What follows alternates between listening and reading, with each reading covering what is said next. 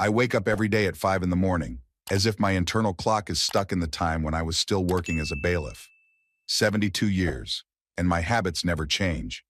But now when I wake up, there's no need to run anywhere. Only the empty half of the bed reminds me that Vinny's not around anymore. Phoenix City has never been home to me in the full sense of the word. We moved here with Winnie 15 years ago to be closer to our son. She said at the time, "Noah, we're going to have grandchildren soon. Don't you want to see them more than once a year?" I relented, although I still miss our old house in Sedona overlooking the Red Rocks, a place where I really felt like myself. My breakfast is unchanged, a 2-egg frosting and black coffee. Winnie always scolded me for this diet, said my heart couldn't take it. What difference does it make now? She left 3 years ago, and I'm still here, with cholesterol above normal and old habits. The apartment I rent is small, but I don't need much more than that. 1 bedroom, a living room combined with the kitchen, and a tiny balcony where I smoke my 1 cigarette a day. Another concession to Winnie, even after her death. The walls are hung with pictures of the past, our wedding, Etten in his graduation suit, Reed's first steps, a life that was, but that no longer feels like mine. After breakfast, I usually go out for a walk. In the park around the corner, old men like me gather, playing chess and discussing politics. But I'm not one of them. I prefer the solitude of the bench by the artificial pond where I feed breadcrumbs to the ducks, even though I know it's bad for them. Another little rebellion against the rules of a world that moves too fast. Today I notice a message on my phone when I get home. It's from Etten. "Reed would like to see you this weekend." Not "we'd like to," but specifically Reed. It's always like that. It's like my son is ashamed that he needs to talk to me sometimes. 40 years old and still can't say outright that he wants to bring his son to see his grandfather.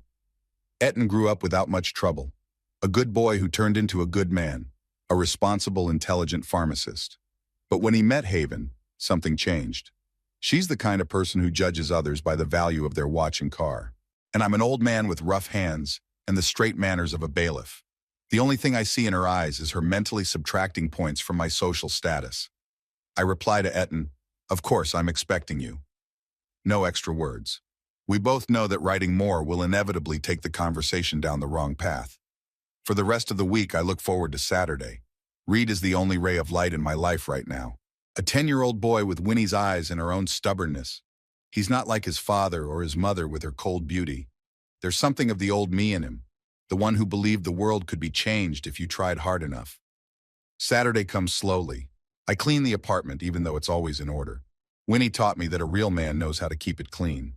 I buy apple pie from the bakery around the corner because I know how Reed likes it. I pull an old box of baseball cards from the top shelf of the closet that my father used to collect. Reed started getting interested in them last year. The doorbell rings at 2 sharp. Punctuality is the only thing I respect about Haven. "Grandpa!" Reed bursts into the apartment like a small tornado, sweeping away my normal routine. "Hey, champ," I hug him, feeling something inside me thaw. "You've grown in a month?" "An inch," he says proudly. Haven stands in the doorway, not crossing the threshold like he's afraid he'll get his designer shoes on my rug. "We'll pick him up at 7, she says instead of greeting him. "No junk food, no scary stories about your job, and no TV for more than an hour." I nod, holding back my irritation. The junk food is what she buys at the supermarket, thinking the organic label changes the point. Scary stories are the truth of life, which Reed will learn sooner or later. And TV, well, she's right about that. "It's gonna be okay," I say. "Mom, just go." Reed is clearly embarrassed by this conversation. "Call me if you need anything," she says to her son, not to me, though my phone is right in front of her. "And don't forget to take your allergy pills at 4. When the door closes behind her, Reed and I exhale at the same time, then laugh like accomplices. "Is she always like this?" I ask, even though I know the answer. "Yeah," Reed rolls his eyes. "It's worse at home. Everything has to be on a schedule, even fun. We spend time looking at baseball cards. I tell him about Mickey Mantle and Babe Ruth, about a time when baseball was more than a game. He listens with such interest, as if I were revealing the secrets of the universe to him, not talking about old athletes. "Grandpa, did you really sell Grandma's house?" he suddenly asks, flipping over a card with Joe DiMaggio on it. The question catches me off guard. I didn't realize Reed knew. "Yeah, he did. It was too big for one old man." "And the money? Did you get a lot of money?" I look at him more closely. Why so interested? Enough, I answer evasively. Why do you need to know? Mom and Dad talked about it. Mom said it was wrong for you to sell the house Grandma grew up in. Well, that's it. Winnie did grow up in that house, and that was the only argument that stopped me all these years. But after she died, every corner of it reminded me of her. I couldn't wake up in the room where she died anymore. Your mom doesn't know the whole story, I say softly. Sometimes you have to let go of the past in order to move on with your life. Are you going to buy a new house? Maybe. I don't tell him the money is sitting in the account, untouched. I haven't decided what to do with it yet. Almost $800,000 is too much for a man used to a modest life. Want some ice cream? Just don't tell Mom. He smiles and the money talk is forgotten. But something inside me is wary. Haven's never been interested in Winnie's house. Why now? We spend the rest of the afternoon playing the board games I keep especially for his visits.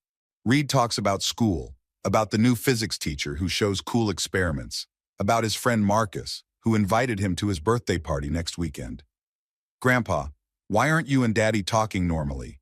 He asks as we finish a game of Monopoly, which I've succumbed to him, of course.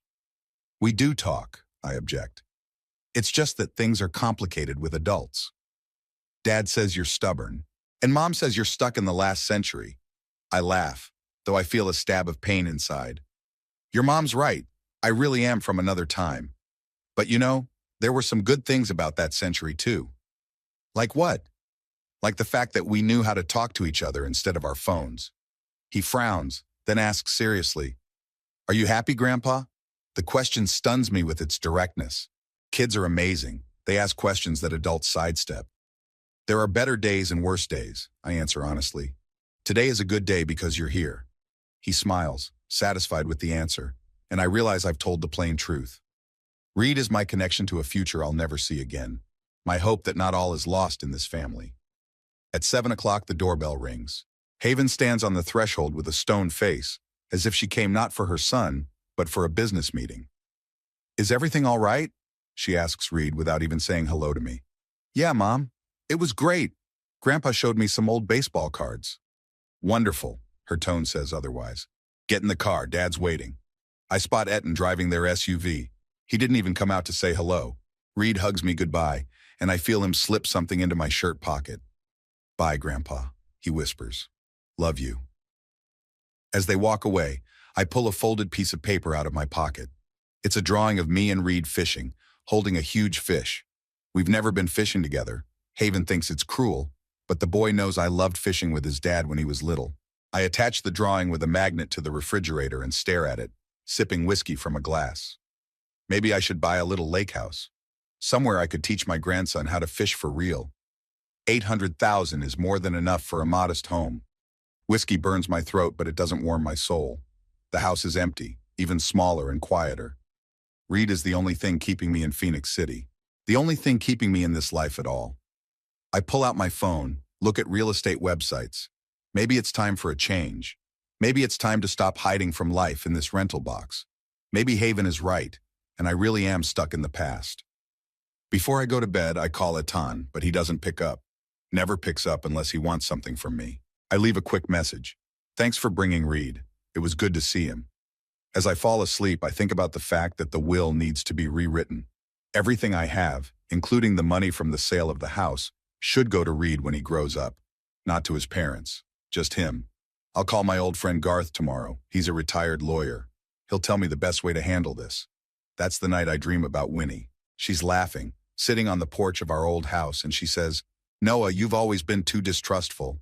She's probably right. But in 72 years, incredulity has saved my life more than once. I wake up to the ringing of the phone, which ruthlessly pulls me out of a deep sleep. The clock reads 9 in the morning. It's almost noon for me. It's strange that I've slept for so long. I reach over to the nightstand, fumbling for my phone, and see a name on the screen that rarely appears there. Haven. Yes, I answer, not bothering to say hello. Good morning, Noah. Her voice sounds unnaturally cheerful. I hope I didn't wake you? No, I lie, rubbing my eyes with my free hand. What's wrong? The silence on the other end of the line lasts a few seconds, enough for me to realize something's wrong. Haven never calls just to chat. Nothing's wrong, she finally answers. Etten and I thought it would be nice to get the family together for dinner. Tomorrow night, 7 o'clock at our house. Reed is really excited to show you his new science project. I sit down on the bed. I've only been to their house twice in the last 3 years, at Christmas, and that was after Reed's insistence. A sudden invitation to dinner in the middle of the week? Something's not right here. Why the honor? I ask bluntly. Winnie always said tact wasn't my strong suit. Etten feels we don't socialize enough. Her voice becomes strained, giving away the lie. Besides, we have some news we want to share. What news? At dinner, Noah. So you'll come? I know I should say no. Every instinct honed by years of dealing with debtors and crooks screams danger. But there's Reed. And if he really wants to show me his project, okay, I say. 7 o'clock. Great. She sounds like she just made a good deal. I'll see you tomorrow. I hang up the phone and stare at the ceiling. What could have happened? Etten losing his job? Are they getting a divorce? Leaving Phoenix City? The last thought makes me go cold. If they take Reed far away from here, I'll be all alone. The rest of the day passes in restless reflection. I call my friend Garth like I was going to, but I don't find him at home. I leave a message, asking him to call me back on an important matter. Then I go to the park, sit on my usual bench, but even the ducks seem suspicious today, snatching the bread out of my hands with some special greed. In the evening, I almost decide to call Etten directly, but I change my mind. If he wanted to talk to me, he'd call me himself, not send Haven. The next day drags on endlessly. I shave more thoroughly than usual, pulling out of the closet the old tweed jacket I wore to Vinny's funeral. It smells like mothballs, but it looks decent. I decide not to take the whiskey, though I don't usually come to a house empty-handed. Instead, I buy a caramel cake from the candy store Reed likes sweets, and Haven always limits him to desserts. At 6:45 sharp, I park my old Toyota in front of their 2-story house in an upscale neighborhood. A house Etten couldn't have afforded on a pharmacist's salary if it weren't for Haven's father's money. I sit in the car for another 5 minutes, gathering my wits. Then, taking the box of cake, I head for the door. Reed opens it with a smile that doesn't reach his eyes. Grandpa! He hugs me, but somehow hurriedly, without his usual joy. Hey, champ, I hold out the cake to him. It's for you. Don't tell Mom I'm bribing you with sweets. He smiles weakly, taking the box and leading me into the house. Mom said you'd come. She's been cooking all day. There's something strange in his voice, some tension that wasn't there before. At 10 years old, Reed already knows how to sense the falseness of adults, and it makes me both happy and sad at the same time. Haven meets us in the living room. She looks impeccable. A cream dress, a pearl necklace, her hair styled in waves. It's like a business meeting, not a family dinner. Noah, she smiles and even takes a step toward me. It's so nice that you could make it. I nod, shaking her outstretched hand. Her palm is cold and dry. Where's Etten? I ask, looking around. He got held up at work, but he'll be here soon. She takes the cake from Reed. That's so sweet of you. Reed, why don't you show Grandpa your science project while I finish dinner? Reed casts a quick glance at his mother, then nods and tugs on my sleeve. Come on, Grandpa, I'll show you my telescope. I follow him upstairs to his room, a spacious one with blue walls and a ceiling painted with stars. By the window is a small telescope on a tripod. See? Reed says, but without his usual enthusiasm. Dad bought it for me for my birthday. I can look at the moon, and I've even seen the rings of Saturn. That's amazing, I say sincerely, leaning toward the eyepiece. When I was your age, I could only dream of such a thing. Mom said you were coming over for dinner tonight, Reed says suddenly, lowering his voice. She never invites you over. I straighten up and look at my grandson. His eyes are full of concern. Yes, that's unusual, I agree. Do you know why? He shrugs, but his gaze runs around the room, avoiding mine. He knows something, but he doesn't want to say. Mom said she and Dad have news, he finally says. Something about you. She said you'd be glad. That's it? She didn't say anything else? Reed shrugs again, but I can see how tense his little shoulders are. Something's not right here, and my grandson can sense it. Downstairs, there's the sound of the door opening and Etten's voice greeting his wife. Reed flinches. We'd better get downstairs, he says. Mom doesn't like to wait. At the table, the atmosphere is tense as a string. Haven has arranged the best china, lit candles. Etten, in his suit after work, sits at the head of the table. He nods at me instead of greeting me, his face impenetrable. Papa, he says at last, I'm glad you could make it. Me too, I reply, even though we both know I'm not. Haven said you had news? Etten casts a quick glance at his wife as if looking for support. She smiles at him encouragingly. After dinner, she says softly, let's enjoy the meal first. Dinner is excellent, it must be admitted. Haven cooked the steaks, my favorite, though I don't remember ever telling her that. The wine is expensive. The conversation flows unnaturally smoothly. Haven asks about my health. Etten wonders how I'm spending my time. Neither of them has ever shown such interest before. Reed barely speaks, picking at his plate and casting odd glances at me. After dessert, the same cake I brought Haven suggests we move to the living room. I sit down in a chair. Etten and Haven settle on the couch across from me. Reed stands in the doorway, as if ready to run away at any moment. So, I say, deciding not to pull the cat out of the bag. What news did you want to tell me? Haven looks at Etten and he clears his throat. Dad, he begins, his voice sounding unnaturally formal. Haven and I have been thinking a lot about your future. My future? I interject. What's wrong with it? Nothing, Haven says hastily. It's just, you live alone in that small apartment, and after selling your mom's house, here it is, the money from the sale of the house. I tense up, feeling my fists clench. What about the house? My voice sounds calmer than I feel. We thought, Etten continues, that you might be better off moving closer to us. There's a great nursing home just a couple blocks from here. Nursing home? I can't believe what I'm hearing. I'm 72, not 92. I'm of sound mind and good judgment. Of course, Dad, no one says otherwise. Etten raises his hands in a conciliatory gesture. But you live alone, unsupervised. What if something happens? Who's going to help? I have neighbors. I've got a phone. I have a brain after all. Haven sighs as if talking to a misunderstood child. Noah, we're just worried about you. The place we're talking about has medical staff, 3 meals a day, social activities. And how much does that cost? I interrupt. They exchange glances. That shouldn't bother you, Etten says. We found a way. The money from the sale of the house? I ask bluntly. It's just sitting around anyway, Haven says. This way it will go to a good cause, to your well-being. I look at them, and suddenly everything becomes clear. That's why this sudden interest in my health, these fake smiles, this dinner. Who told you about the money? I ask. The realtor, Haven answers without blinking an eye.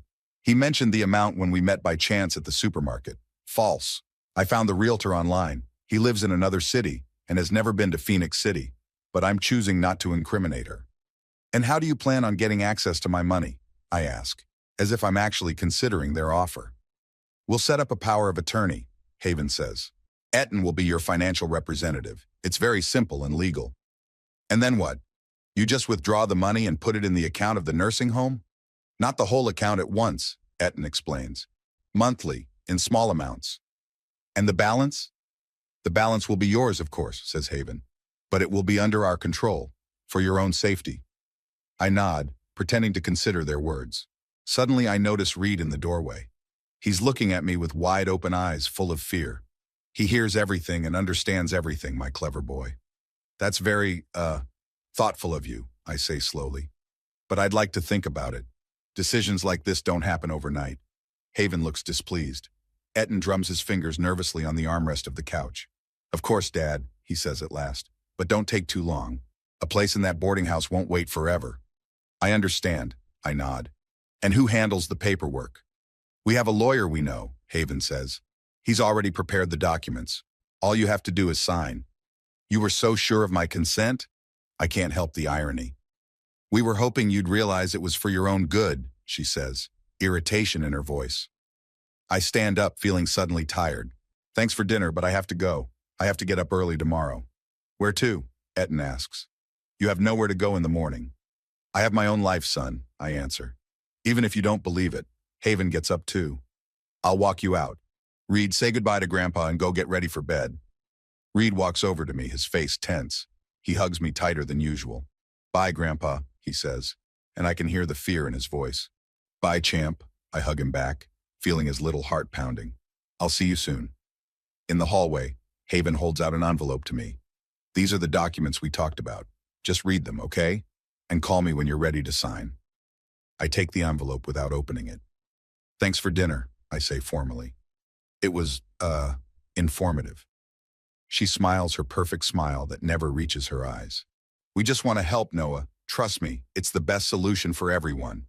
For everyone or for you, I want to ask, but I hold back. This isn't the time for a confrontation. Not yet.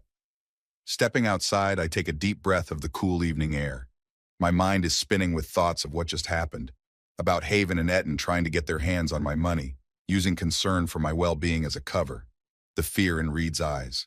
Something tells me this is just the beginning, that if I refuse to sign their papers, they'll find another way. Maybe a tougher one. I get in my car, put the envelope on the seat next to me, and start the engine. I need time to think. And I need to talk to Garth right away. On the way home, the phone rings. It's an unknown number. Hello? I answer it on speakerphone. Noah? It's Garth. My old friend's voice sounds cheerful despite the late hour. I got your message. What's the emergency? Garth, I'm relieved he called. We need to meet. Tomorrow. It's about my will and a possible, attempted fraud. Fraud? His voice is getting serious. By whom? My son and his wife, I answer bitterly. Trying to get their hands on the money from the sale of Vinny's house. I see, Garth sighs. Come by tomorrow at 10 o'clock. My office is still there. Thanks, man. I hang up the phone and look at the envelope next to me. What's inside? What plan have they devised to take away my control over my money, my life? And what happens when I refuse to play by their rules? One question haunted me more than any other. What does Reed know? Why did he look so scared?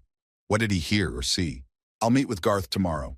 In the meantime, I need to stay alert. There's a reason I spent 30 years as a bailiff. I know how to spot crooks, even if they are my own family. The morning started with a headache. I hadn't slept much after last night's dinner, tossing and turning over every word Haven and Etten had said. The envelope of papers lay untouched on the coffee table. I hadn't dared open it yesterday. Something told me that its contents would only make me more anxious. It was raining outside the window, a rarity for Phoenix City this time of year. The gray streams blurred the outlines of the houses across the street, making the world feel shaky, unreliable. I stared out at them, sipping my coffee and trying to get my thoughts together. The meeting with Garth was scheduled for 10, and I had about 2 hours left. My phone rang with a message. From Etten. Haven's coming by to see you this afternoon. She has another copy of the documents with the lawyer's edits. Don't forget to read what we handed over yesterday. I didn't reply. What was there to say? Tell your wife I figured out your plan? Tell Haven I'm not going to give her control of my money. Any answer would only complicate the situation.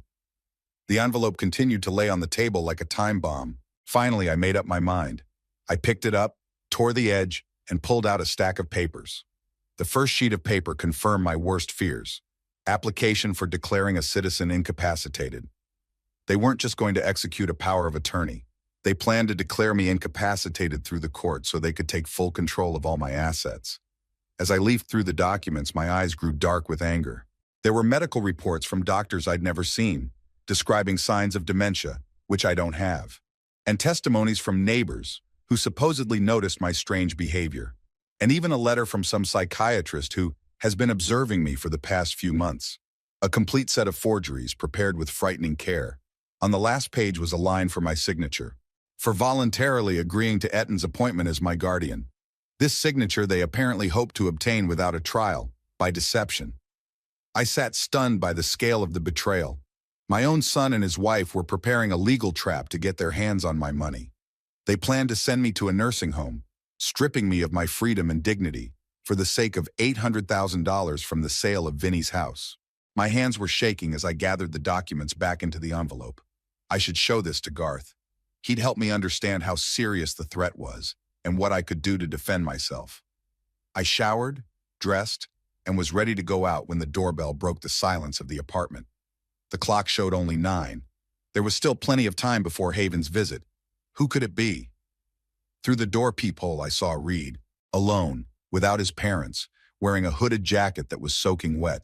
His presence here at this hour, on a school day, was so unexpected that I froze for a second, not believing my eyes. "Grandpa, open up," came his muffled voice. "Please." I swung the door open. Reed was standing there, shivering from the cold, with his backpack on his shoulders. His face was pale, his eyes red from crying. "Reed? What are you doing here? Why aren't you at school?" I ran away. He slipped inside, looking over his shoulder like someone was chasing him. "There's something I need to tell you." Do your parents know where you are? I closed the door and helped him out of his wet jacket. No, he shook his head. They shouldn't know. I said I was going to school, but instead I took the bus and came here. Reed, this is very serious, I frowned. Your parents are going to be worried. They don't care, his voice shook. All they want is your money. I froze, looking at my grandson. His words confirmed my worst fears, but hearing them from a 10-year-old was especially painful. Let's get warm first, I led him into the kitchen. I'll make some hot chocolate and you can tell me all about it. Reed sat at the table with his chilled fingers around the hot mug, looking at me with a seriousness I'd never seen in his eyes before. Did you get an envelope from Mom yesterday? He asked bluntly. Yes, I nodded, pointing to the packet of papers lying on the table. I just looked through its contents. Don't open it, Reed suddenly shouted, even though it was too late. Grandpa, don't open it. He leaned across the table to me and whispered, I heard my mother plotting to make you. What's that incapacitated? She wants to take all your money and send you to a horrible place. His words hit me like a physical blow, even though I had already seen the papers and understood the nature of their plan. It's one thing to read the papers, and quite another to hear it from the mouth of a child who overheard his parents talking. When did you hear that? I asked, trying to speak calmly. The night before last, Reed took a sip of chocolate. Mom was on the phone with some man. She thought I was asleep, but I went down to get some water and I heard it. What exactly did you hear? Reed frowned, remembering. She said the judge was an old friend of theirs and he'd sign off on everything no problem. That there was a doctor who would write that you had dementia, I think. And that they could get it all set up in a few days if you signed those papers. I felt a chill go down the back of my neck. A judge who knows Haven? That made things a lot more complicated. What did she say about the money? That they'd finally be able to buy a house in Florida, Reed replied. And that no one would judge them because they were taking care of an old man who couldn't manage his own money. Each word hit like a hammer. Haven didn't just want control of my finances. She already had plans for that money. And your father? I had to know. Is he in on this too? Reed lowered his eyes. He knows. Mom told him at dinner when she thought I was in my room. Dad was against it at first, said it was wrong. But then Mom said we'd never get out of debt if we didn't. And Dad agreed. Debts? What debts? Etten always struck me as a financially responsible man. But maybe I was wrong. Or maybe Haven had gotten him into some scheme I didn't know about. Grandpa, Reed looked at me anxiously. They're coming today. Mom said that if you don't sign voluntarily, she'll bring a doctor who'll give you a shot to make you more calmer. And then they'll get your signature anyway. Threatening to administer sedatives without my consent was beyond simple fraud. It was a felony. When do they plan to arrive? I asked, feeling my insides tighten with anxiety. After lunch, Reed answered. Mom had talked to some Dr. Phelps and he should come with her. I looked at my watch. It was almost 9:30. I had a few hours before they arrived, enough to meet with Garth and work out a plan of action. But what to do about Reed? I couldn't send him home knowing what he'd heard. Reed, I took his hand. What you did is very brave, but your parents will be looking for you. They might go to the police. I know, he nodded, but I couldn't let them hurt you. You're the only one who really listens to me, the only one who doesn't pretend. His words touched me to the core. That little boy risked everything to warn me. He trusted me more than he trusted his own parents, and I couldn't let him down. Okay, I decided. Here's what we're going to do. We're going to go to my friend Garth's house. He's a lawyer. We'll show him the documents and tell him what your mom's plans are. Then we'll decide what to do next. Reed nodded, his face brightening. And then? That's a good question. Then what? I couldn't just return Reed to his parents, knowing what they were planning. But keeping him would be kidnapping in the eyes of the law, too. Then, we'll see, I answered evasively. We might have to leave town for a while. Leave? Reed's eyes widened. Where? I have a friend in Prescott. I remembered my former colleague Leon, who had retired a couple years before me and bought a small house in the mountains. We could stay at his place for a few days until things cleared up. Like in a spy movie? Reed sounded excited for the first time in a while. Something like that, I smiled, despite the seriousness of the situation. But this isn't a game, Reed. Your parents are going to be very angry. I don't care, he jutted his chin out with a stubbornness that reminded me so much of Vinny. They wanted to hurt you. It's not right. I looked at my grandson, feeling a strange mixture of pride and sadness. He was so small, But he already had strong ideas about justice, and he was willing to fight for them, even if it meant going against his own parents. Okay, I've made my decision. Pack your things. We're leaving in 1 hour. Reed nodded and ran into the bathroom to dry his hair. I stayed in the kitchen, trying to gather my thoughts. I should have called Garth and canceled the meeting. I needed to gather the paperwork, the money, the necessary items. And I needed to figure out how to get out of town without being found right away. My phone vibrated, an incoming call from Etten. I hesitated for a second, then answered. Hello? Dad? My son's voice sounded tense. Have you seen Reed? The school called and said he didn't show up for class. I looked toward the bathroom where Reed was drying his hair and decided to lie. No, I didn't see him. What happened? I don't know, Etten sighed. Haven drove him to school, saw him go inside, but he didn't show up for the first lesson. Maybe he was with his friends, I suggested. Did you check with Marcus? We're checking on all his buddies, Etten answered. If he shows up at your place, call me right away, okay? Haven was worried sick. Worried about his plan going awry, I thought, but I said, sure, let me know when you find him. Thanks, Dad. I hung up the phone, feeling a prick of conscience. I'd never lied to my son, but right now the truth could hurt Reed. The boy came back into the kitchen, his hair still damp, but at least it wasn't dripping. Was that Daddy on the phone? He asked quietly. I nodded. They're already looking for you. Soon they might start checking buses, cabs. We have to hurry. We packed in a hurry. I put a few changes of clothes, toiletries, medicines in a small bag. Then I went to the bedroom and pulled an envelope of cash out of the stash behind the painting, almost $10,000, which I kept just in case. An old paranoid man's precaution that right now could have saved us both. Are you ready? I asked Reed, who was standing in the hallway with a backpack on his shoulder. He nodded, his face serious. Yes. But Grandpa, what if we get caught? I crouched down in front of him, putting my hands on his shoulders. Listen to me, Reed. What we're doing is not easy. And yes, there could be problems. But I promise you, no matter what happens, I will protect you. Do you understand? I understand, he nodded. And I'll protect you too. I hugged him, feeling a lump in my throat. This little man was willing to risk everything for me, and I couldn't let him down. Come on, I said, straightening up.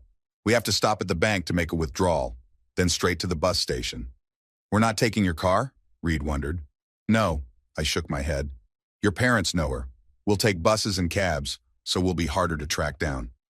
I kissed the top of his head and said, we leave in 1 hour. We left the apartment, locking the door carefully. I knew I might never come back here again. I knew that Haven and Etten would never forgive me for that. But looking at Reed's determined face, I knew I had no choice. I had to protect him, and myself, even if I had to run to the ends of the earth to do it. After taking the elevator down, we went out the back alley through the emergency exit. The rain had almost stopped, but the air was damp and cold. I pulled up the collar of my jacket. Reed pulled up his hood. 2 fugitives leaving their former lives. You ready? I asked my grandson one last time. He nodded, clenching a small fist. Ready, Grandpa. Let's go. And off we went, toward the unknown, leaving behind all the bridges leading to the past. The Phoenix City bus station buzzed like a disturbed beehive. Reed and I sat in the plastic seats in the far corner of the waiting room, trying not to attract attention. I glanced nervously at my watch. There were still 20 minutes until the bus left for Prescott, 20 minutes in which we could be found. Before arriving at the station, we stopped by my bank, where I withdrew almost all the money from my current account. I didn't touch the account with the main sum from the sale of the house. It would have taken more time, and such a large transaction could have attracted unwanted attention. I had a little over $5,000 in cash in my pocket, enough to last me for a while. Reed sat next to me, clutching his backpack, watching the people passing by with the wariness of a hunted animal. In the last 3 hours, he'd matured a few years. His childlike directness was gone, giving way to a kind of premature seriousness that tore at my heart. Are you holding up okay? I asked quietly. Yeah, he nodded. Do you think they've already realized I'm with you? Maybe, I answered honestly. Your father called me. If they check the camera footage on the buses that go from your school to my house, they might have a clue. I took more than one bus, Reed said. First I took the 22nd to downtown, then I took the 47th. Mom always says to take the direct route so they won't think to check the others. I looked at my grandson with surprise. In his 10 years, He was thinking like a true fugitive. It was both impressive and disturbing. Smart, I admitted. But we still have to be careful. Haven's not the type to give up easily. I know, Reed sighed. She always gets her way. Dad says it's easier to agree with her than to argue. That sounded like Etten. My son has always taken the path of least resistance. Even as a child, he preferred to give in to avoid conflict. Winnie worried that this character trait would make him vulnerable to strong personalities. Looks like she was right. Reed, I lowered my voice. Tell me more about what you heard. How long have your parents been planning this with my money? I don't know exactly, he frowned, trying to remember. But my mom had been talking about it since before that dinner. Maybe a few weeks? She kept saying it wasn't fair that the money from Grandma's house went to you and not Dad. That's what it was. Haven thought Etten was entitled to Winnie's inheritance, the house that had been in Winnie's family for generations and passed to me in her parents' will. What else have you heard? I asked, realizing that this information could be important. Mom was talking to a man on the phone. His name is Mr. Brooks, I think. He said he'll do all the paperwork, but she needs to find a doctor to confirm that you're not yourself. Mr. Brooks. The name sounded familiar, but I couldn't remember where I'd heard it. What about your father? What did he say? He didn't want to at first. Reed lowered his eyes. Said it wasn't fair to you. But then my mom said we were having money problems, that the bank might foreclose on our house, and that if they didn't get your money, we'd be left on the street. I froze. The bank? Are they really in such serious debt? Etten had never told me about financial problems. Although, when was the last time we had a real heart-to-heart talk? Not just an exchange of pleasantries, but a frank father-son conversation. Do you know how they got into so much debt? I asked cautiously, realizing that this was not a topic one would normally discuss with a 10-year-old. I heard them fighting about some investments, Reed answered. Mom was yelling that Dad had lost all their savings on some cryptocurrency. Etten, always so careful and rational, had invested in cryptocurrency and gone bust. That was so unlike him. But on the other hand, under Haven's influence, my son had already acted out of character more than once. They announced our bus was boarding. I grabbed my bag, Reed slung his backpack on my shoulders, and we headed for the platform. I kept looking around for familiar faces, but I didn't see anyone. Maybe we were lucky, and Etten and Haven hadn't figured out where to look yet. We took seats at the very back of the bus. Reed sat by the window, and I sat in the aisle, giving him some extra protection from prying eyes. As the bus moved, I felt the tension release a little. We were on the road. The distance between us and Haven is getting longer by the minute. Reed rested his forehead against the glass, staring out at the cityscape passing by. His little face was serious and thoughtful, an expression that tore at my heart. Children shouldn't look like that. They shouldn't run away from their own parents. Grandpa, he asked suddenly, not taking his eyes off the window. What are we going to do next? After we get to your friend? I don't know, I answered honestly. We can't run forever. We'll have to deal with this situation legally somehow. But first I want to make sure we're safe. What if Mom and Dad go to the police? Say you stole me? They might, I sighed. That's why we have to act fast. As soon as we get to Prescott, I'll contact Garth. He can help with the legal side of things. What if they make me come back? There was fear in his voice. I won't let them hurt you, I said firmly. Never. But we need to be smart, Reed. Act as lawfully as we can. He nodded and turned back to the window again. I saw his shoulders shake slightly and realized he was crying, trying to do it quietly so I wouldn't notice. My heart clenched with impotent rage. Haven and Etten had not only betrayed me, they had betrayed their son, destroying his sense of security and trust for money. The bus pulled onto the highway, and the city began to be left behind. The drive to Prescott would take about 2 hours. 2 hours to think through the next steps and prepare Reed for what lay ahead. Tell me more about what happened back home, I asked when Reed had calmed down a little. How long ago did your parents become different? I don't know, he sniffled. Maybe a few months?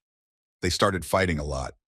Quietly at first when they thought I couldn't hear, then louder.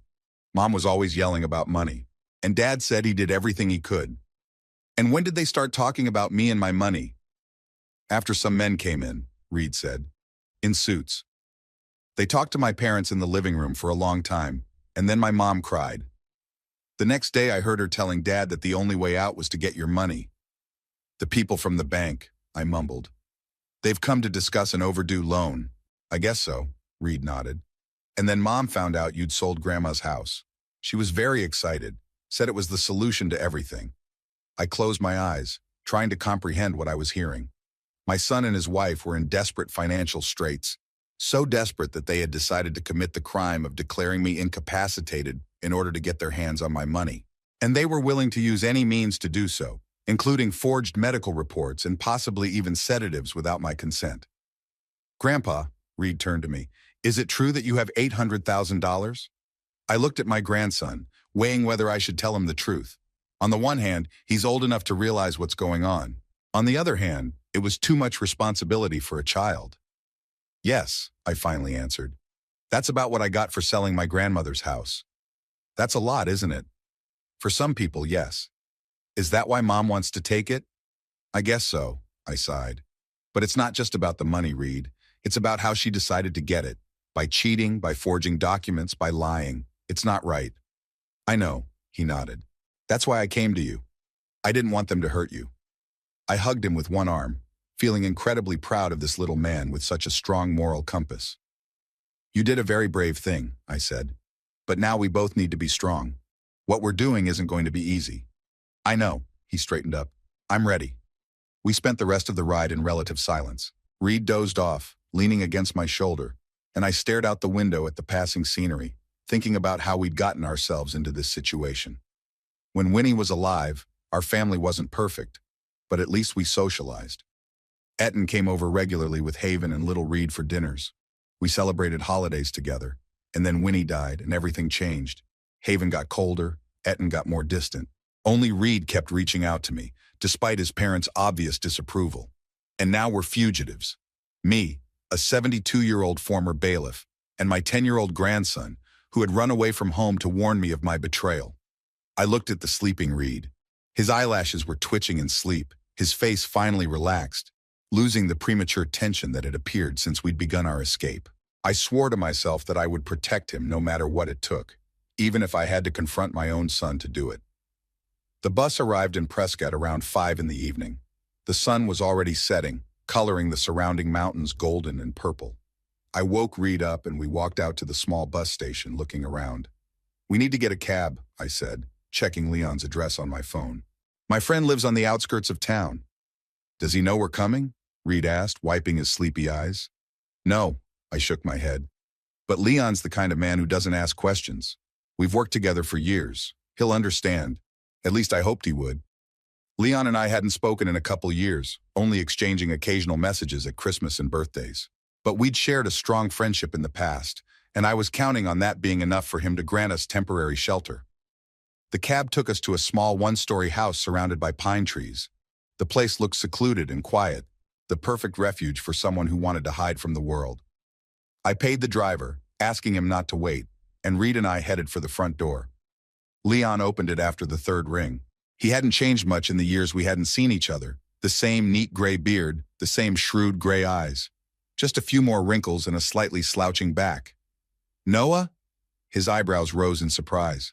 What the hell? Hey, Leon, I tried to smile. Sorry for the intrusion. We need your help. He shifted his gaze to Reed, and his eyes widened even more. Is that your grandson? The one? Yes, this is Reed. I put my hand on the boy's shoulder. Reed, this is my old friend and colleague, Leon Bishop. Hello, Reed said quietly. Leon stared at us for a second longer, then stepped aside. Come in. Whatever happened, standing on the doorstep wasn't a good idea. We walked into the house. It was warm and cozy inside, though somewhat cluttered. Leon had always been a bachelor, and order had never been his strong suit. Have a seat, he pointed to the worn couch in the living room. I'll make some coffee, or maybe something stronger. You look like you could use a whiskey. Coffee would be fine, I said. And maybe some milk for Reed? There's chocolate milk. Leon looked at the boy. Would that be okay? Reed nodded, and Leon disappeared into the kitchen. We stayed in the living room looking around. There were pictures on the walls, mostly landscapes taken by the owner of the house. Leon had always been interested in photography, and now that he was retired, he seemed to have devoted himself to the hobby. It's beautiful here, Reed said, looking out the window at the mountains, lit by the setting sun. Yeah, I agreed. It's a quiet place. I think we can rest here for a while. And then what? He asked again. I don't know, I answered honestly, but we'll figure something out. Leon returned with a tray containing 2 cups of coffee and a glass of chocolate milk.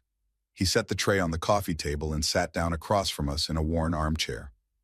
So, he said, looking me straight in the eye, tell me, what happened? I took a deep breath and started the story from the beginning, about the sale of Winnie's house, about Haven's sudden interest in my affairs, about the strange family dinner, about the envelope of papers and what Reed had heard, about our escape and the fact that we might already be hunted. Leon listened without interrupting, only occasionally frowning or nodding. When I finished, he was silent for a long time, pondering what he'd heard. The situation, he said at last.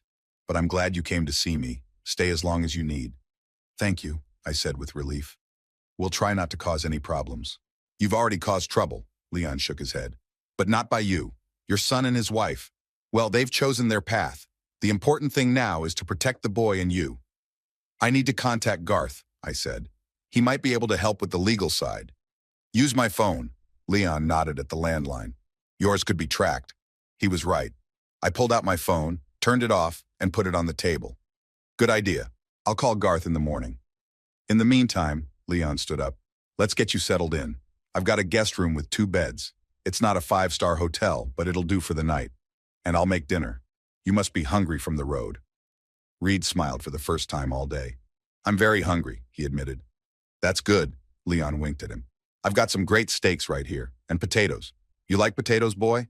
I do, Reed nodded. Then let's go in the kitchen. Give me a hand.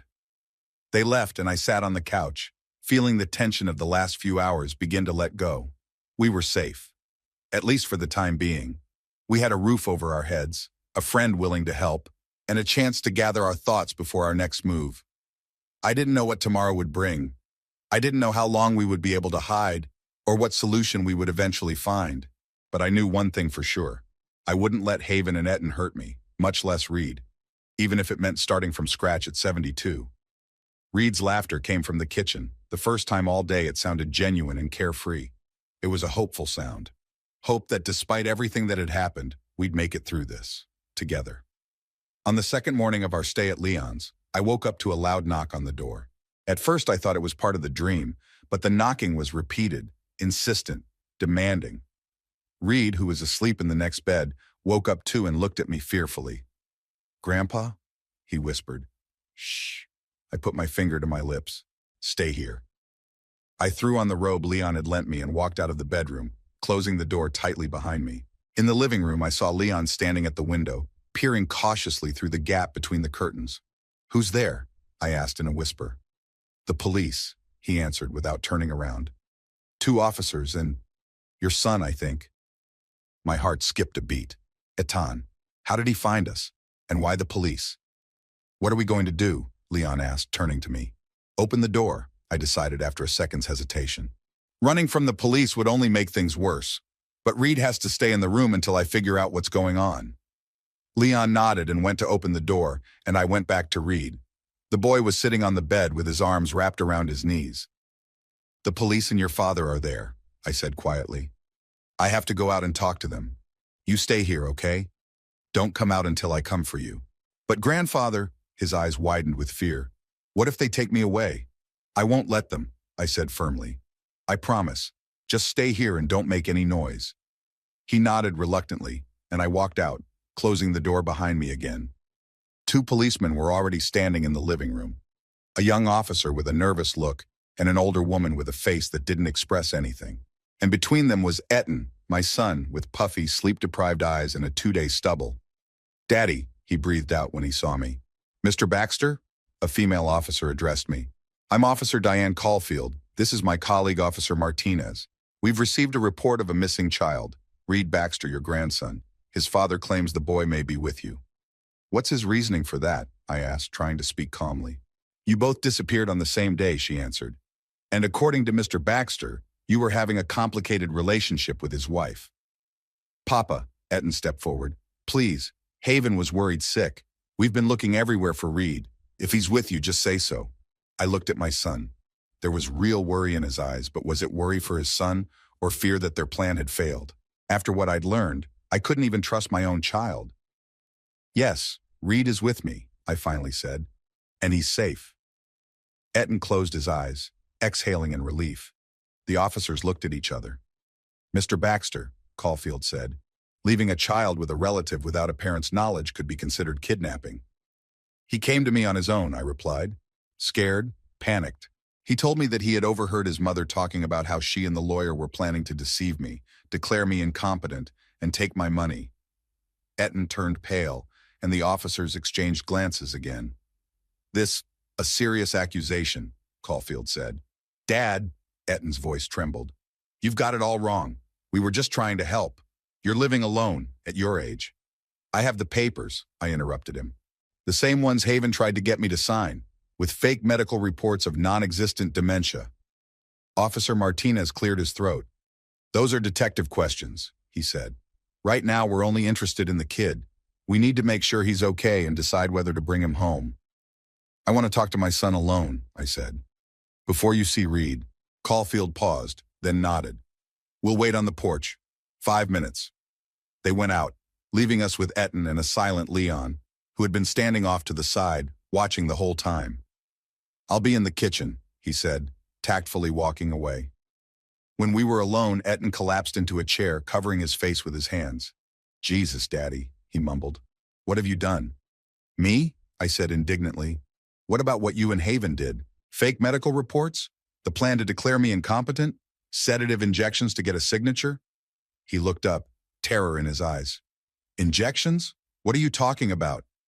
Reed heard Haven on the phone with some Dr. Phelps, that if I didn't sign voluntarily, they'd give me a shot to make me calmer. Etten shook his head, his face turning ashy. No, that can't be true. Haven would never. Do you really believe that? I looked him straight in the eye. After everything she'd already done? He was silent, and in his silence I read a terrible truth. He knew. Maybe not of everything, not of the most extreme measures, but of the plan itself. How could you, Etten? I asked quietly. I am your father. We're desperate, Dad, his voice trembled. The bank is going to foreclose on the house. We have huge debts. I lost all our savings on an investment that turned out to be nothing.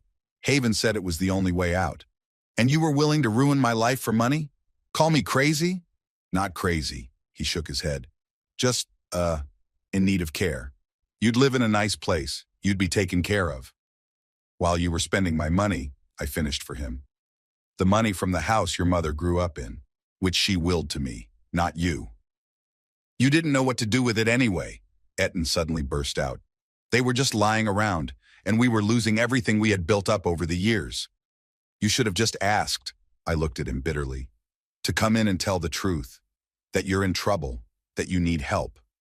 Do you think I would have said no? Etten lowered his eyes. Haven said you would refuse, that you never approved of her, of us, of our marriage, that you'd rather give money to strangers than to us. Lies. Another of Haven's lies that my son believed. I never had much sympathy for his wife, it's true. But to refuse to help my own son? Never. And you believed her over me? I shook my head. You didn't come? You didn't ask. Instead, you decided to scam me out of my money and send me to a nursing home, perhaps even by force. Etten covered his face with his hands.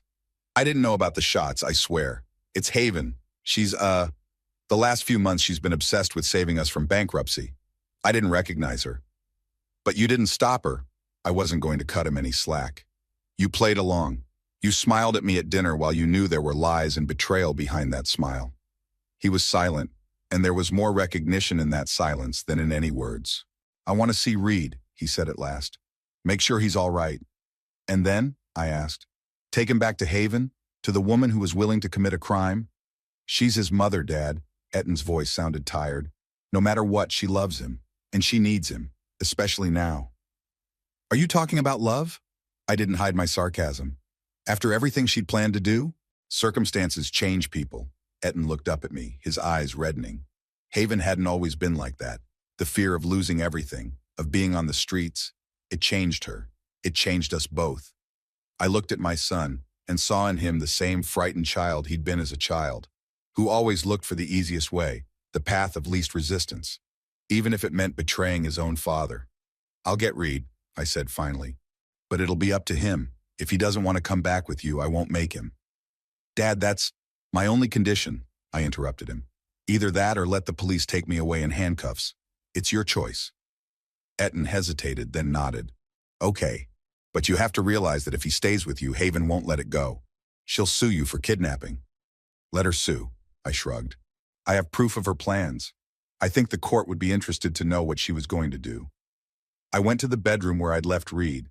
He was sitting on the bed, still in the same position with his hands on his knees. When he heard my footsteps, he looked up, fear in his eyes. It's Dad, isn't it? He asked quietly. Yes, I sat down next to him. He wants to see you, and so do the police. They need to make sure you're okay. Will they pick me up? Not right away, I took his hand. We'll talk first. I'll be with you the whole time, I promise. Reed got up reluctantly, and we walked out into the living room. When he saw his father, he stopped, gripping my hand tighter. Reed, Etten stepped toward him, but the boy backed away. Stay back, he said in a shaky voice. Son, Etten looked shocked. You know I would never hurt you. But I would have hurt Grandpa. Reed looked at him with accusation in his eyes. I heard what you and Mom were planning. It's not right. We just wanted to help Grandpa. Etten repeated the same lies. He might have started to believe himself. He's an old man. He needs care. That's not true, Reed raised his voice. I heard Mom talking about the house in Florida you're going to buy with Grandpa's money. Like the judge is your friend and will sign all the papers with no problem. Etten turned even paler. Reed, you've got it all wrong. I got it right, the boy almost shouted. You wanted to send Grandpa to a nursing home and take all his money. And if he didn't agree, Mom wanted the doctor to give him a shot. Etten looked at me with horror, as if only now realizing the depth of what his wife was planning. It can't be true, he mumbled. Ask your mom, Reed said. Ask about Dr. Phelps and the injections, and that she was going to forge Grandpa's signature if he refused. The police entered the living room again, apparently having heard the raised voices. Is everything okay? Officer Caulfield asked. Yeah, I answered, putting my hand on Reed's shoulder. It's just, family talk. She nodded, then squatted down in front of Reed. Hi, she said softly. My name's Diana, and you must be Reed. He nodded, still holding on to me. Are you okay? She asked. No one hurt you? No, Reed answered. Grandpa takes care of me. He's kind, not like Mom and Dad, who wanted to send him to a horrible place and take all his money. Caulfield glanced at me again, then at Etten. It sounds like you have a complicated situation here, she said. But my job now is to make sure that the child is safe and where he should be. I want to stay with Grandpa, Reed said firmly. I don't want to go home. Mom is mean. She wanted to hurt Grandpa. Officer Martinez coughed. That's already a family court issue, he said. We can't just leave a minor with his grandfather against his parents' wishes without a court order. What if I provide evidence that his mother was planning a crime? I asked. Would that be sufficient grounds? The evidence would have to be presented to the proper authorities, Caulfield replied. But now, according to the law, the child must return to his parents, unless there is an immediate threat to his life and health. I'm not going anywhere, Reed stepped back behind me. I don't want to go to my mom. She's lying. She lies all the time. Etten looked lost. He looked back and forth at his son, back and forth at me, back and forth at the cops. Maybe there is a temporary solution, he finally asked. Until we get this situation sorted out? You want Reed to stay with me? I couldn't believe my ears. I want him to be where he feels safe, Etten answered quietly. I want to find out what Haven was really planning. If what Reed says is true. He didn't finish, but I understood. If Haven's plan really did involve violent acts that Etten didn't know about, it could change the way he felt about the whole situation. Officers, Etten addressed the police officers. I, as the child's father, consent to his temporary stay with his grandfather, until all the circumstances are clarified. Are you sure? Caulfield looked skeptical.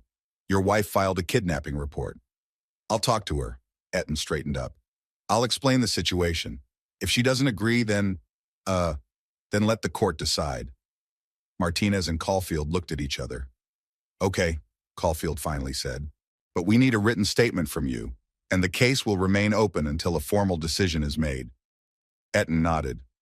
I'll sign it. As the officers prepared the necessary paperwork, I looked at my son with wonder. Perhaps there was still a part of him that had been raised by Winnie and me, the part that knew what was right and what was wrong. Thank you, I said quietly. You're welcome. He shook his head. Yeah, I have to figure out what's going on and what Haven was really planning. I didn't want to believe that she could. He looked at Reed. I'm sorry, son. I should have done a better job protecting you. And Grandpa, too. Reed didn't answer, still keeping his distance from his father. Trust, once broken, isn't easy to rebuild, especially at such a young age. Etan signed the necessary papers, gave the officers his contacts. Then he turned to us. I'm going to find out the truth, he said. And if what Reed says is true, I'll... He didn't finish. But I could see the determination in his eyes. Maybe for the first time in years. When the police and Etan left, Reed threw himself into my arms, bursting into tears. I was afraid they were going to take me away, he sobbed. I was afraid, Grandpa. It's okay, I stroked his back. You're staying with me. It's going to be okay. Leon, who had emerged from the kitchen, looked at us sympathetically. That's a nice turnaround, he said. But it's not over, you know? I nodded, still hugging Reed, who was sobbing. I do. Haven's not going to give up that easily, especially when she finds out that Etan let Reed stay with me. What are we going to do? Leon asked. What we plan to do, I looked at him. We'll contact Garth, prepare a legal defense, and wait for Haven's next move. I didn't know what the future would bring. I didn't know if Etan would be able to stand up to his wife and her plans. I didn't know how this story would end for all of us. But I knew one thing for sure. I would not give Reed up until I was sure he was safe, even if I had to fight the world to do it. Reed slowly calmed in my arms, his breathing becoming more even. This brave boy who risked everything to warn me deserved to be protected, and I would do everything in my power to provide it for him. It'll be okay, champ, I whispered, kissing the top of his head. I promise. And though I didn't know if I could keep that promise, I was determined to do my best. A week had passed since the police and Etan's visit. 7 days of relative calm at Leon's house, which had become a temporary refuge for Reed and me. The boy was slowly recovering from his stress. He was smiling again, helping Leon with his photos, exploring the surrounding woods. But at night I could still hear him crying in his sleep, and it broke my heart. Etan called 3 times that week. The conversations were short and tense. He reported that Haven was furious, that she was threatening to sue for both Reed's kidnapping and slander, that the police had seized the papers declaring me incompetent, but the investigation was moving slowly, that he was staying with a friend, unable to be in the same house with his wife after what he'd learned. I listened to him with mixed feelings. Part of me sympathized with my son whose world was falling apart. The other part couldn't forgive his complicity in Haven's plan, however passive. That morning I sat on the veranda of Leon's house, watching Reed try to photograph birds with an old film camera the landlord had lent him. The boy was completely absorbed in the process, his face expressing concentration and the joy of discovery. At such moments he seemed like an ordinary 10-year-old child, unburdened by his parents' betrayal and running away from home. Leon came out of the house with 2 cups of coffee, one handed to me. Good day, he said, sitting down next to me. The boy looks better. Yeah, I nodded, accepting the cup. He's surprisingly resilient. Everything is different at his age, Leon sipped his coffee. Kids adapt faster than us old people. I watched Reed try to get closer to a robin perched on a low branch. His movements were cautious, almost sneaking. The bird, however, spotted him and swooped away, and Reed exhaled disappointedly. But this can't go on forever, Leon continued. You can't hide from me for years. Sooner or later you have to make a decision. I know, I sighed. Garth is coming today. He's bringing the documents I asked him to prepare. Garth, the old lawyer friend I was supposed to meet with the morning Reed showed up, had finally found a way to come to Prescott without Haven and her entourage noticing. He was going to help me with a legal defense against the kidnapping charges and with countermeasures against Haven's plan. And then what? Leon asked. Are you ready for a lengthy legal battle with your daughter-in-law and possibly with your son if he sides with her again? I looked at Reed playing, and heavy thoughts rattled around in my head.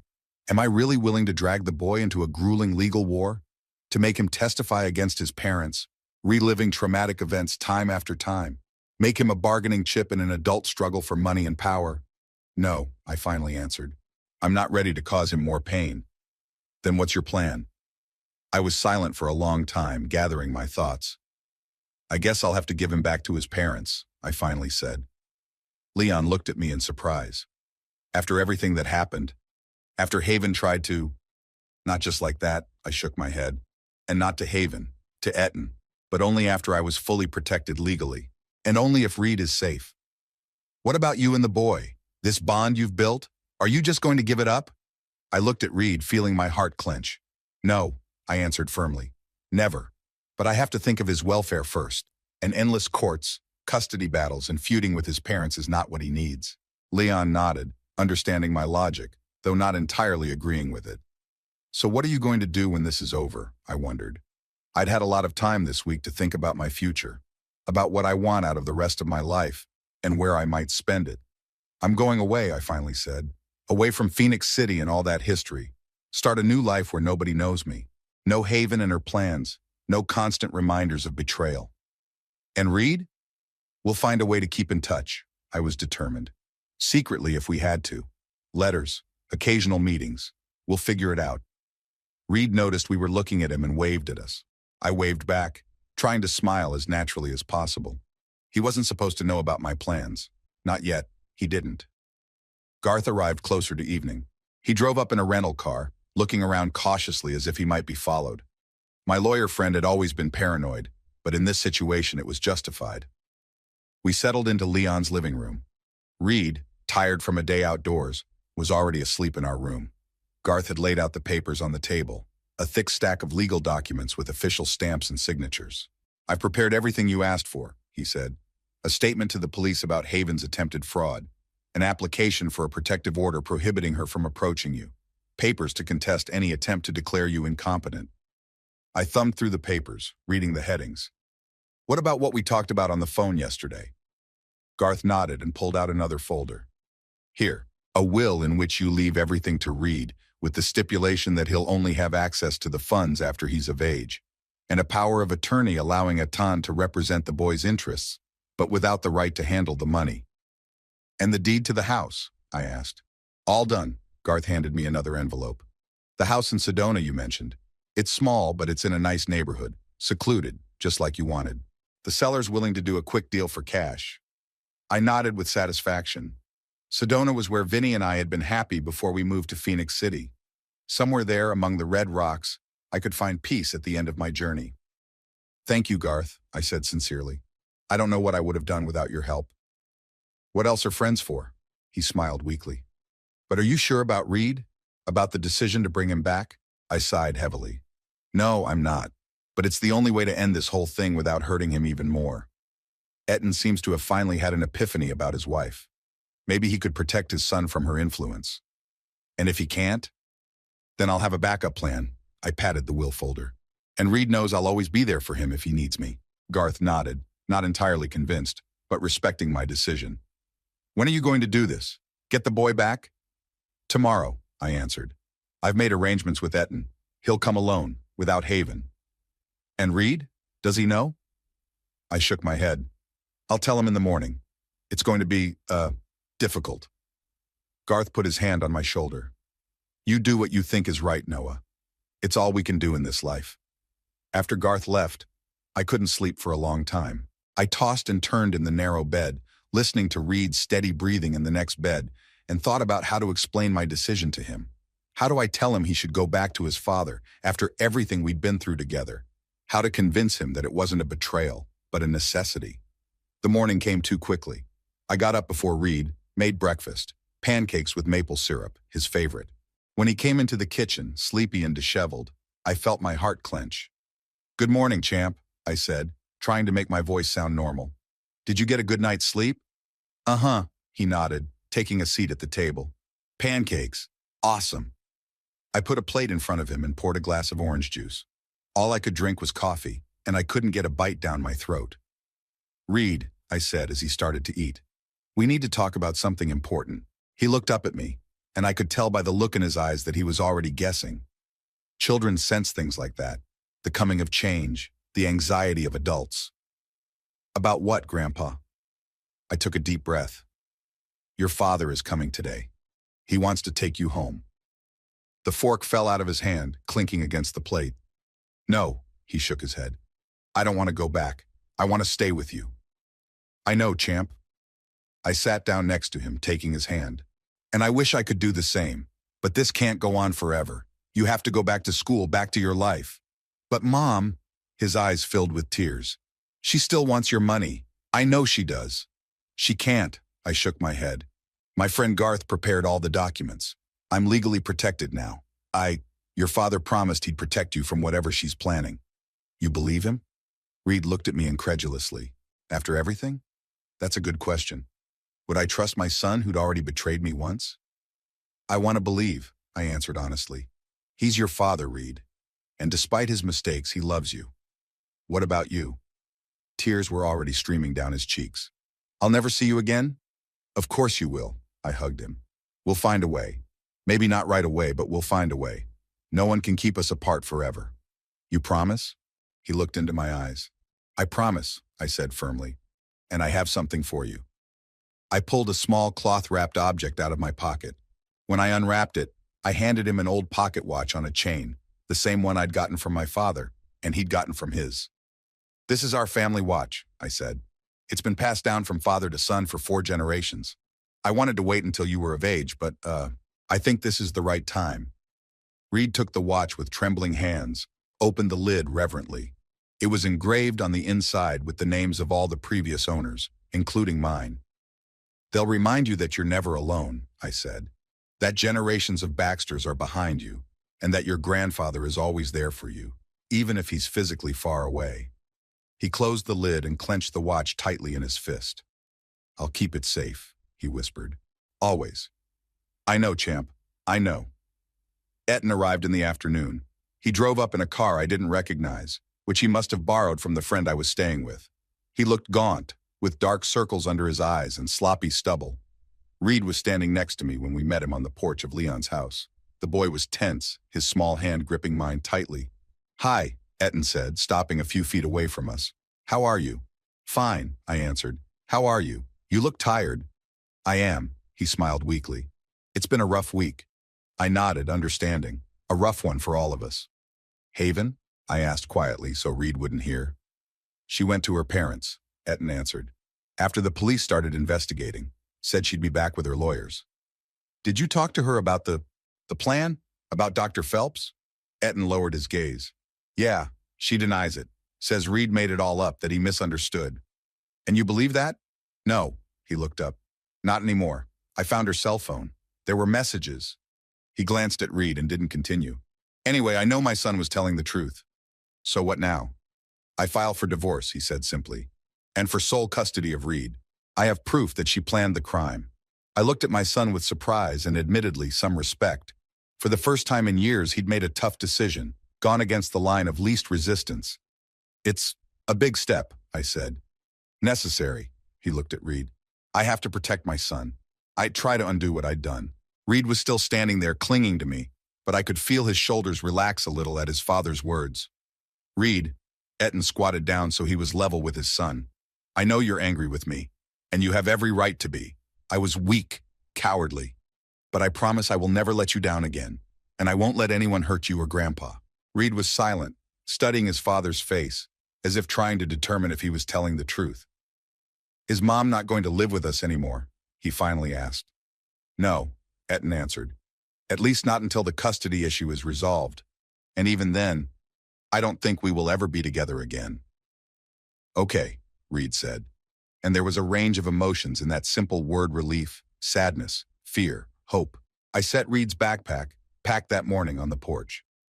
It's all set, I said. Garth will give you the rest of the paperwork tomorrow. Thank you, Etten straightened up. I'm sorry, Dad, for everything. I stared at my son, trying to decide if I could forgive him after everything that had happened. It wasn't easy. But maybe forgiveness isn't something that comes all at once, but a process that takes time. Try to make it right, I finally said. For Reed. I promise, he nodded. I sat down in front of my grandson, taking him by the shoulders. Well, champ, it's time to say goodbye. His eyes filled with tears again. I don't want to, Grandpa. I know, I hugged him. I don't want to either, but you have to, at least for a while. I promise I'll see you soon. Swear to me, he demanded. Swear on the watch. I swear on our family's watch, I said solemnly. We'll see each other again, Reed, and no one can change that. He hugged me tightly, pressing his face into my shoulder, and I could feel his tears wetting my shirt. My own eyes were moist too. "We'll be okay," I whispered in his ear. "You and me both, I promise." Finally, I let go of him and stood up. Etten took the backpack, then held out his hand to his son. After a second's hesitation, Reed took it. "Goodbye, Dad," said Etten. "Goodbye, son," I said. "Take care of him." I stood on the porch watching them walk to the car. Reed looked back a few times, and I waved each time. When the car pulled away, I continued to stand there, watching it go off down the road until it disappeared around the corner. Only then did I let myself sink down onto the porch steps and cover my face with my hands. Leon appeared beside me and put his hand on my shoulder. "You did the right thing," he said quietly, like a real grandfather. "I don't know," I answered honestly. "I'm not sure I did the right thing, but I did the only thing I could." "And now what?"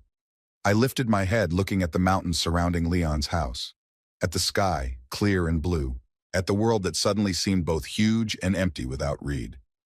"Now I'm going to start over," I said, "in Sedona, waiting to see my grandson again, and maybe someday to reconnect with my son." "Sounds like a plan." Leon sat down next to me. "Not perfect, but the best one possible under the circumstances." "Just like life," I smiled weakly. "Not perfect, but the only one we have." We sat in silence, looking at the road Reed had taken.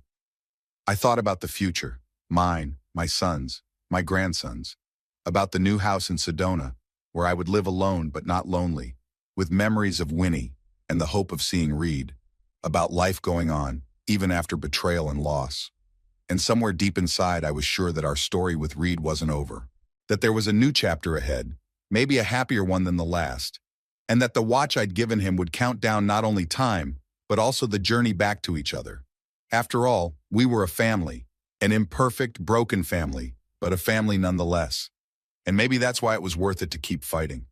For those moments when everything was right, for Reed's smile, for the chance to hug him again one day and say, "I promised you we'd make it through this, champ.